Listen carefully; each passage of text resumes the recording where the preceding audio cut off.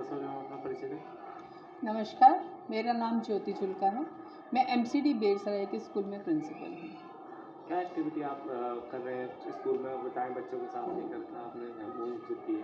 जी, हम लोग बच्चों को सिखा रहे हैं कि कोई भी चीज़ को फेंकने से पहले हम ये देखते हैं उसको कि क्या वो रिसाइकिल होकर रीयूज़ हो सकती है। तो मेरा पर्पस जो है वो बच्चों को इस आने वाले भविष्य के लिए तैयार करना है, जहाँ हम कूड़े का निपटान घर से ही कर सकें और हर चीज़ को हम रीयूज़ करके रिसाइकिल कर सकें। इसी चीज़ को लेकर के हमने एक्टिविटी की कि हम घर से अपनी पुरानी साड़ियाँ, पुरानी चुन्नियाँ जो हम फेंक देते हैं, उससे हम लोगों ने उसकी चोटियाँ बनाई और इसकी सिलाई करके इस तरह के मैट बनाए। इसमें हमने बच्चों की मम्मियों को इन्वॉल्व किया, उन्होंने हमारी हेल्प की। इसी तरह से देखिए घर में रखने के लिए सुंदर सुंदर मैट बन गए। ये वस्त्र जो भगवान के जनरली हर साल हम लोग घर पे बदलते हैं उन कपड़ों को, उनसे हमने ये पोटलियाँ बनाई और इसके साथ हमने दिवाली पे बंधनवार भी बनाए थे। ये हमारी चूड़ियाँ जो हम यूं ही फेंक देते हैं, उससे हमने उन पोटलियों को पकड़ने का बना दिया। ये चूड़ियों से हम लोगों ने हैंगिंग्स बनाए, पुरानी चूड़ियों पे पुरानी ऊन लपेट कर, और ये ऊन के फंदे बना दिए। ये बच्चों ने हमारे साथ मिल कर के बनाए, यहीं पर बैठ कर के। पुरानी बॉटल्स जिन्हें हम फेंक देते हैं, उन्हें हम पेंट करके या किसी भी तरह से डेकोरेट करके इसे हम वापस रीयूज़ कर सकते हैं। आप चाहें तो इसमें सुंदर सुंदर गमले भी बना सकते हैं, पौधे लगा करके, या यूँ भी सजावट के काम आते हैं। इसी तरह हम लोग प्लास्टिक का यूज़, सिंगल यूज़ प्लास्टिक का यूज़ कम से कम हो और उसको जो है किस तरह से हम दोबारा यूज़ करें ताकि वो प्रकृति को कम से कम नुकसान पहुंचाए, इसके ऊपर हम लोग काम कर रहे हैं। कितने समय से आपने ये मुहिम शुरू की हुई है स्कूल में, कितना समय हो गया? इस स्कूल में मैंने 6 अगस्त इसी साल ज्वाइन किया था, तो आज 3 महीने हो गए मुझे यहाँ पर। तो यहाँ पर मैं 3 महीने से कर रही हूँ, लेकिन मैं पिछले कई सालों से इसी चीज़ पर काम कर रही हूँ और पिछले विद्यालय में भी मैंने इस चीज़ को लेकर काफ़ी काम किया। प्रेरणा कहाँ से मिली ये करने के लिए, आपने कैसे सोचा, ये ख्याल कैसा है? मुझे पढ़ने का और पर्यावरण से जुड़ने का बहुत शौक है। मैं कवित्री हूँ, कविताएं लिखती हूँ।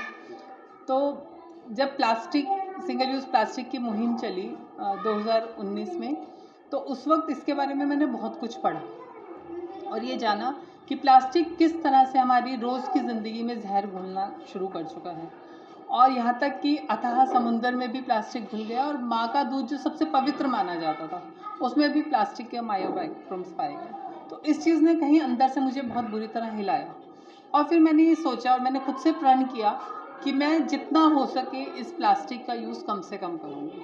मैंने अपने घर में से सिंगल यूज़ प्लास्टिक, घर में हम सब्जी लेने जाते हैं, बाज़ार जाते हैं, तो हम अपने घर के थैले लेकर के जाते हैं, और इसके अलावा घर में जो छोटी छोटी प्लास्टिक की चीज़ें हम लेकर आते थे, मसाले रखने की डिब्बियाँ, सब वो धीरे धीरे मैंने वहाँ से हटा करके कांच के डिब्बियाँ या स्टील की डिब्बियों का इस्तेमाल करना शुरू किया। और मैं अपने आसपास के लोगों को भी प्रेरित करती रहती हूँ कि इस तरह से हम लोग अपनी ज़िंदगी से प्लास्टिक को कम से कम इस्तेमाल करें। जब आपने ये ख्याल बच्चों के साथ साझा करा तो बच्चों का कितना प्रभाव देखने को मिला, कितना उत्साह बच्चों में था इसके लिए?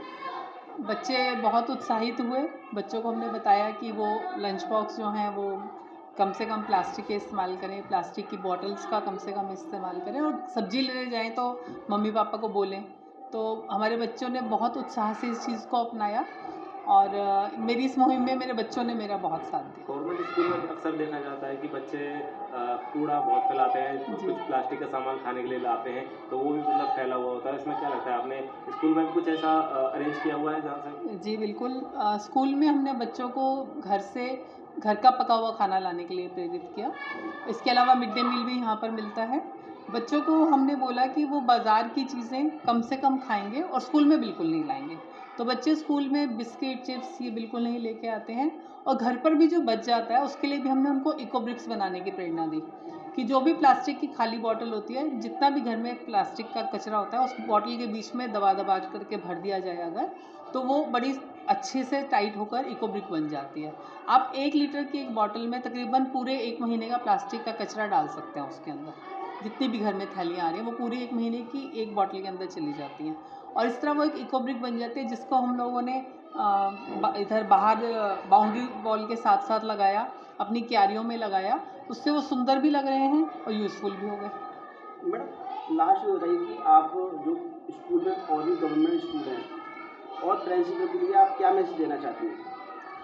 देखिए, अपने अपने स्तर पर सब बहुत कार्य कर रहे हैं और मेरा सबसे अनुरोध यही रहेगा कि जितना हो सके हर चीज़ को फेंकने से पहले एक बार ज़रूर देखिए कि क्या ये रिसाइकिल होकर रीयूज़ हो सकती है, ताकि हम लोग कूड़े का उत्पादन ही कम करें। कूड़े का निपटान करने के लिए सरकारें बहुत मेहनत कर रही हैं, हर तरफ से मेहनत हो रही है, लेकिन शुरुआत हमें खुद से ही करनी होगी। तो मेरा सबसे यही अनुरोध है, ना केवल अन्य स्कूल के प्रिंसिपल से, बल्कि हर भारतवासी से, हर देशवासी से मेरा अनुरोध है कि कूड़े का उत्पादन कम से कम किया जाए और उनका निपटान पहले घरेलू स्तर पे करने की कोशिश करें। धन्यवाद।